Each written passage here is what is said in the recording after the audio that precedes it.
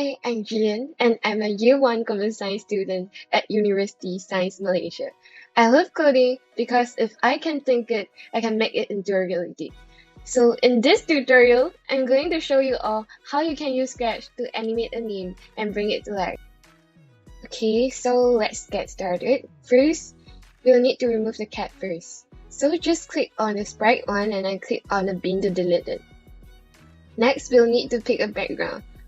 So to pick a background, just click on the icon at the bottom right corner. And as you can see, there's a lot of options for you to choose from. There's Mural, Nebula, Boo, and many more cool options for you to choose from. So just choose whatever you want. And in this case, I'm going to choose the space one as I like this one the most. Next, it's time for us to choose our sprites. So to do this, just click on that cut icon that is next to the backdrop icon. If you're wondering what are sprites, sprites are basically just things that you code or animate in Scratch. Since this project is for you to animate your name, you probably want to click on the letters. And as you can see, there are 3 different types of fonts for you to choose from. And just in case if you don't like the fonts that is provided here, you can also come to here and then click on the paint button to customize your own sprite. However, in this case, I'm going to just use the pre-made one that we have here. And for me, personally, I prefer the Glow version better compared to the other version for the font. So I'm going to go with the Glow version. And I'm going to be picking JILLIAN as my name is Jillian. So let's start off by picking the first letter for our name.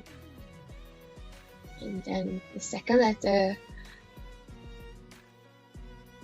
third letter, fourth letter, fifth letter, sixth letter, and the last letter. And as you can see, after we have the sprites, they are probably seems like a bit out of the place, so we will need to get them in the correct order. So just click on the letter that you want to change its position and then drag it to the position where you want it to be.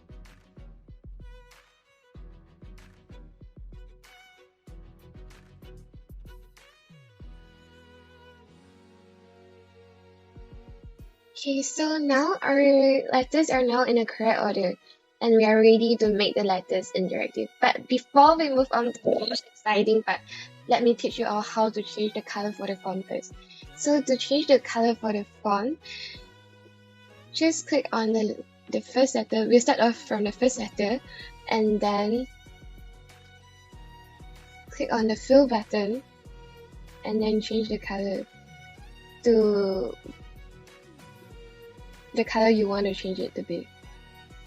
So for the first letter, I would like to change it to purple. And then click on the fill button again. And click on the outer border for your letter. And as you can see, the first letter has been changed to purple color. Then let's move on to the next letter.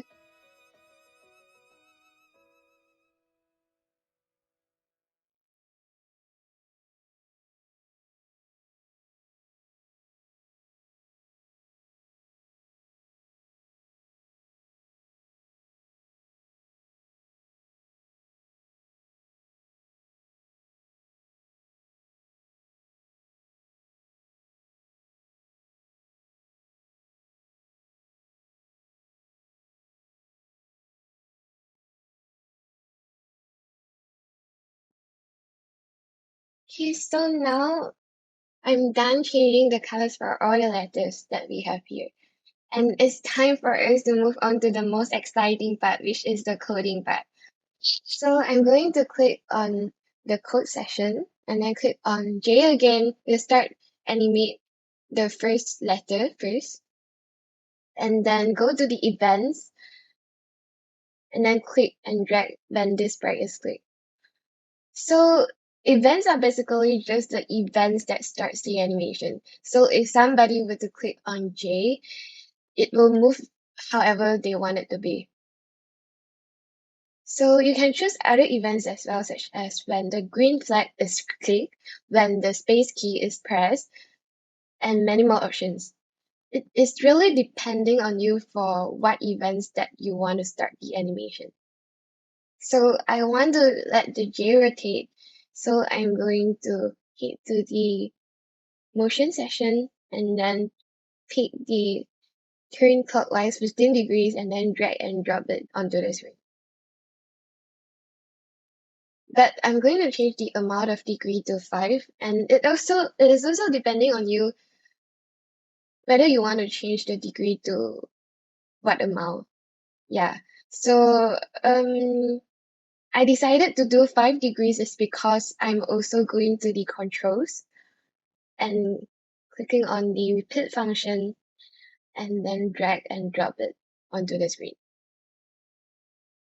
So the reason why I want to use the control function is because I want to repeat the rotation clockwise for 5 degrees for 10 times.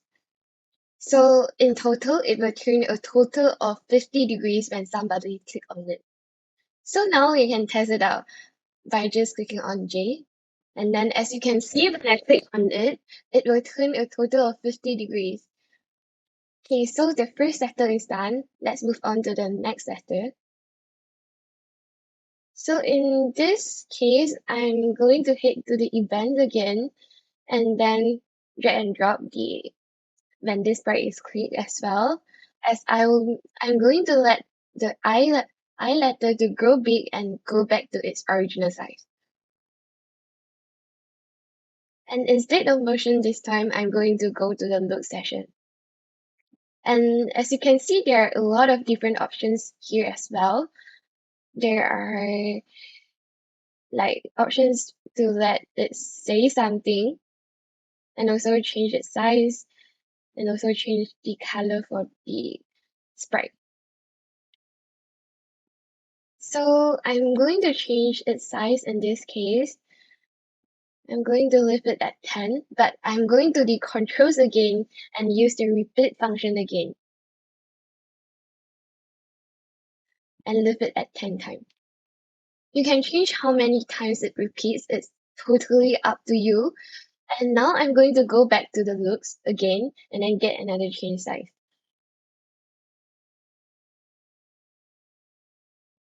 But this time I'm going to edit the amount to be negative because I want to make the size smaller.